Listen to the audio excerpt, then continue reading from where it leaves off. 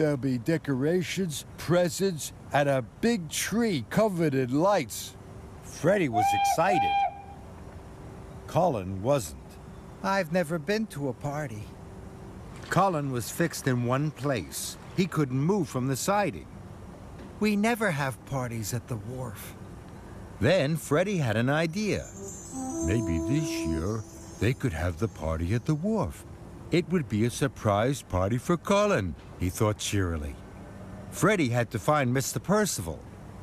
He wanted to ask him if they could have the party at the wharf. I have to go and collect another flatbed.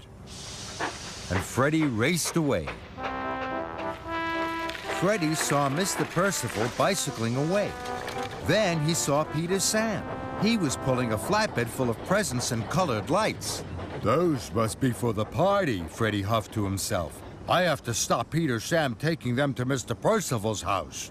So Freddy didn't chuff after Mr. Percival. He raced after Peter Sam instead. Peter Sam, stop, stop! The party's now at the wharf. Peter Sam was surprised. It will be a surprise party for Colin. I'll take your flatbed. Will you tell the other engines? All right, Freddy. And Peter Sam raced away.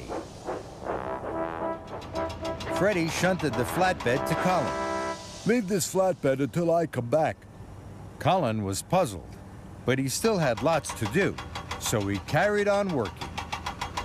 Now I must find Mr. Percival, Freddy thought. And he raced away. On his way, Freddy met Rusty. There was something long and pointy on his flatbed. It's the tree for the party. The party's now at the wharf. Rusty was surprised. I'll take your tree. Will you tell the other engines? All right, Freddy. And Rusty raced quickly away. Freddy puffed and huffed to Colin. Leave this flatbed until I come back. Colin was puzzled, but Colin still had lots of other work to do. So Freddy raced away.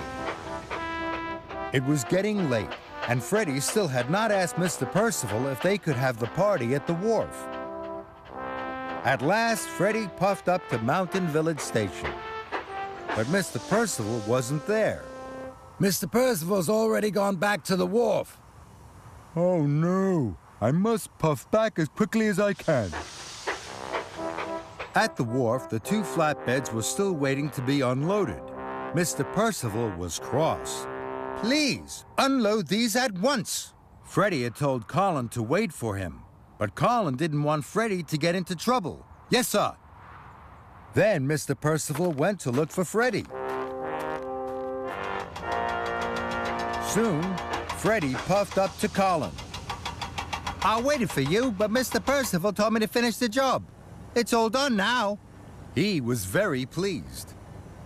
Freddy looked down at the canal. He wasn't pleased at all. The lights, presents, and the tree were floating away on a barge. The children would soon arrive at Mr. Percival's house, and there was nothing there for the party. And there was nothing at the wharf either. Now no one will have a party, Freddy huffed to himself. and I still haven't found Mr. Percival. He felt terrible. I must stop the barge. Then Freddy saw Mr. Percival. He knew what he had to do. Freddy chuffed over to see Mr. Percival. "Where have you been?" Freddy told him all about his idea to have the party at the wharf. It was a surprise for Colin, sir. Colin has never been to a party.